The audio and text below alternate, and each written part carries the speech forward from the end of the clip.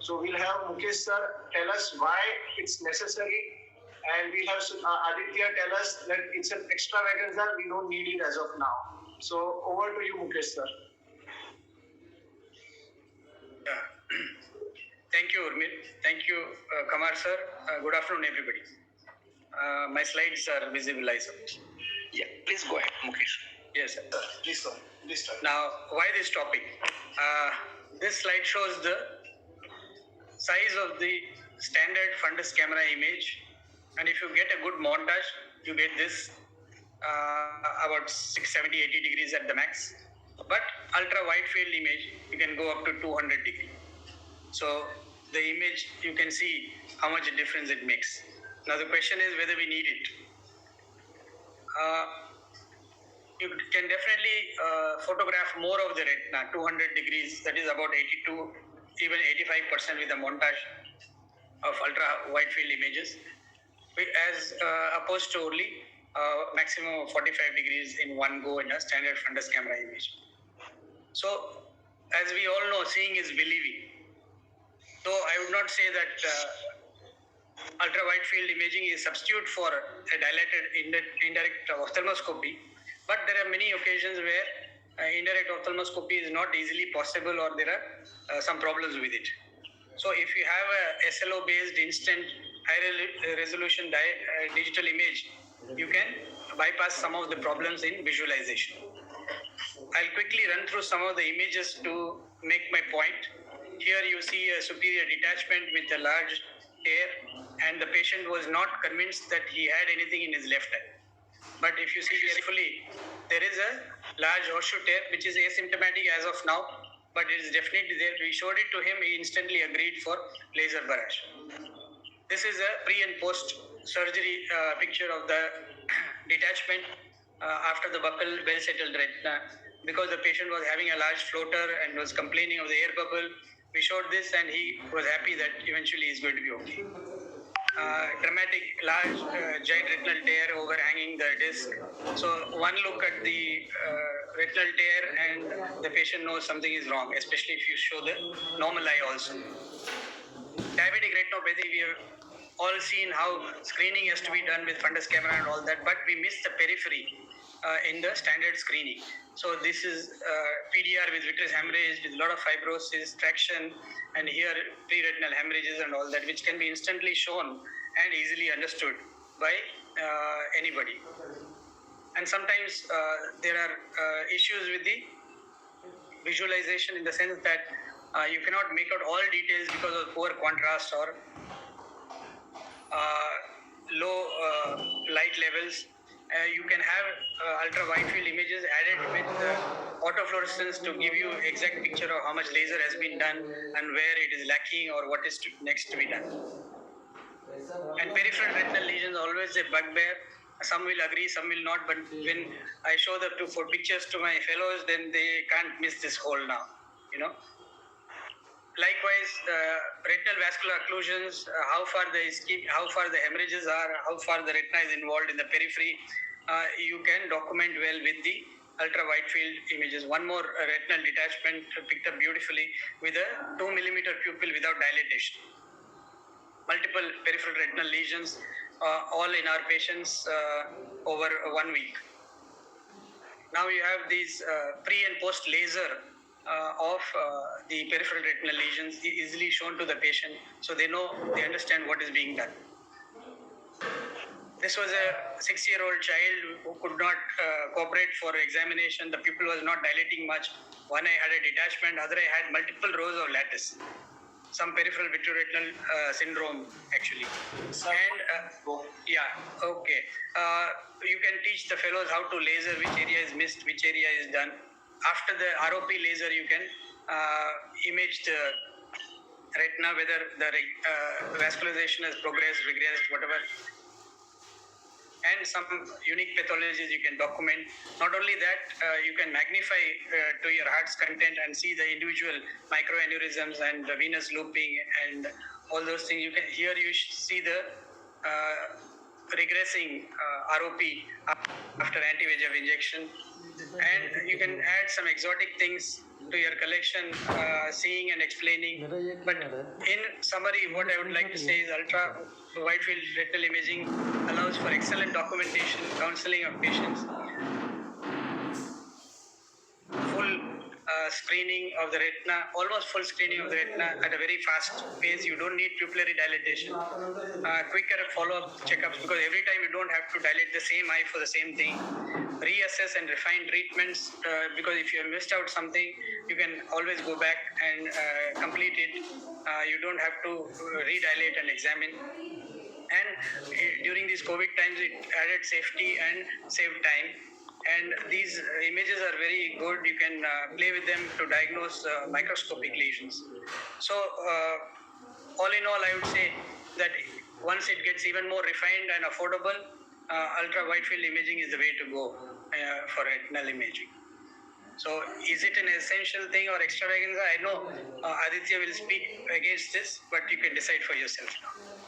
Thank you. Thank you, sir. So Aditya, you have a tough battle ahead of you. I know. You must convince that this is the way to go. No, and which is why I already have, I've already hung up my shoes. But anyway, let me at least make a fight while going out. So, I hope the screen is visible. Yeah, please start. Yeah. So again, this can be a case of angur khatte hai or sour grapes, because I don't have it and I have no personal experience. So whatever I say can be always interpreted as based on perspective that okay, he has no experience and therefore, or he doesn't have it, and that's why it's that's why he's against. But anyway, we had a similar publication done about 3 years ago. It was not even on ultraviolet field or Octa. It was on the OCT, which is now considered an essential tool in clinical practice today. Practically, the era of 90D microscopy is slowly perhaps going down. But what essentially this told us is that about 9.3% or approximately 10% of patients, let's say, who are scheduled for cataract surgery will have a retinal lesion that is missed on indirect and that can be picked up with OCT scan. However, clinically, that did not necessarily translate into better visual acuity. And in fact, we have, when we were revising the paper, we had 2 or 3 rounds of revision just based on this point that, is 10% a significant number or not? And then the reviewers, of course, said that and we had to yield to whatever they are saying. So, apart from all the points that Mukesh sir already said, in terms of diabetic retinopathy, showing the patient, it helps. But in diabetic patients, this will actually help us, document neovascularization or ischemia in the periphery. Something that cannot be done by the standard 7, field picture that we traditionally have, or the ETDRS pictures. So, but does that translate into better outcomes? Because the original study, said that not all patients of neovascularization necessarily have to undergo laser, although practically we do it for all patients. So would that help us? That is one point. Secondly, it has also been advocated in cases of recalcitrant DME who have who are failing to respond to conventional therapy, say with injections or laser. So what has been seen is, originally it was thought it was the far periphery that was ischemic, and that was what was causing continuous macular edema. But now it is seen that mid-peripheral ischemia, which with reasonable skill can be done on standard fundus photography, is more relevant to DME than the others. So again, in diabetic cases, about 10% increase in detection of pathology compared to the 7-field protocol. But it is unclear as of now whether that necessarily always translates into better visual outcomes.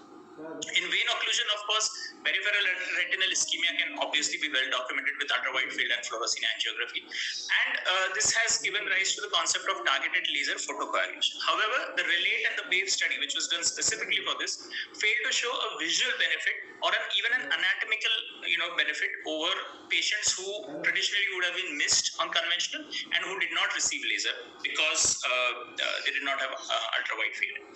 Similar is the case with uveitis. The most common finding that can be missed on conventional indirect or whatever is peripheral vascular leakage, and that accounts for almost a quarter of the patients. But again, the fallacy of missing this is not necessarily proven yet. Even in AMD, there are several studies that show that they also have many peripheral degenerations which are well picked up by ultra wide field. But again, that may not always translate into better clinical outcome. So it is a great academic tool for if you take money out of the equation, as is true for practically every modality. It is a great academic tool. It will help us understand disease better, perhaps classify it in a new way, and eventually it may bring out better outcomes. But for someone who has a small time practice such as I, it perhaps has limited utility. I won't say no utility, but limited utility. And only if you have like truckloads of patients, you may not be able to examine all of them. A photograph might suffice in most cases. So practically, it's the same as the Octa debate that we just had. And there is no black and white in medicine. Everything has its pros and cons, and likewise for image. So thank you very much. So thank you, Aditya.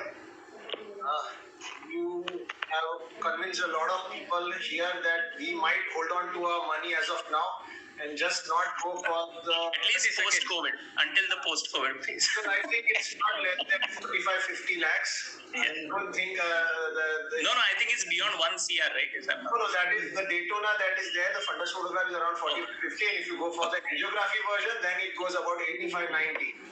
For me, see, the same debate we were having before I bought it. I got it, whether to go for it or not, will it be useful or not. But after getting it, I don't regret. Okay. So, Kumar sir, your points on this, sir? Okay, so I mean, what it does, okay, so like it is said that it helps you in better documentation and visualization, but it's not 100%. With the wide field, ultra wide field also, you need to be perfect at looking at a periphery. It has some advantages, like even if you have a small pupil, even if you have a cataract which is central, you can't see through it. This ultra wide field, because it goes in a different direction, gives you a good picture of the fundus, what is happening into the fundus, which you can't see with the naked eye, which you can't see with the slit lamp biomicroscopy, which you can't see with the indirect. So these are pluses. But it is not something which you can 100% depend on, and you can forget your indirect, because it does not tell you beyond certain reach. I mean, there is a montage possibility, but that does not help you beyond a point. So, and then there are artifacts like all machines have, because it is a software which converts the image into the real look-like image. It's not actually like a color fundus photograph which is done with a white light. It's a laser beam which gets converted into a white light picture. So there are pluses and minuses, and if you look at a real practice, it helps me. I mean, if my view is, it helps you in two ways. As it is already said, it helps you in time management. If you are following up a patient, he does not have to wait for dilatation. He does not have to wait, and then you don't have to do it. Somebody does the ultra wide field, and you look at a picture and quickly pass it on. So it saves your time. So if you have a busy practice like Mukesh has, I mean, it helps you in turning out large number of patients on the same day. Patient is comfortable. Your waiting area is not crowded. But it is not that which will allow you to forget your fundamental skills. So everybody has to remember, having it is good. It helps you a lot. It is a tremendous help. It is a tremendous support. But it is not something which you can replace. Your fundamental clinical skills are must even when you have this.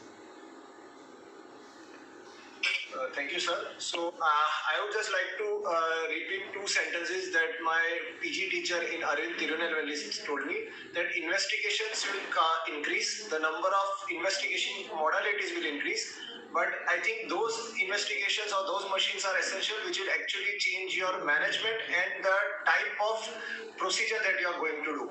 So I think with both these two machines, there's no plus, there's no minus. We are still in a gray zone. But both have their pros and cons. Mainly, the money is becoming a factor. The only con is money. Yeah, Otherwise, because all the institutions have it. See, Urmesh, it is like, would you like to have a Mercedes? Everybody will say yes. How many can have it? Okay. Agreed, sir. So these are good tools. These are good tools, but it is good for me. Can I afford it? Does it help in my practice? So these are the questions which each individual will have to ask. And the answer will come at a different time frame for a different individuals in a different way. Yes, sir. In fact, I chose Optos over the real Mercedes. But the images are beautiful, sir. The images are beautiful, lovely images, sir.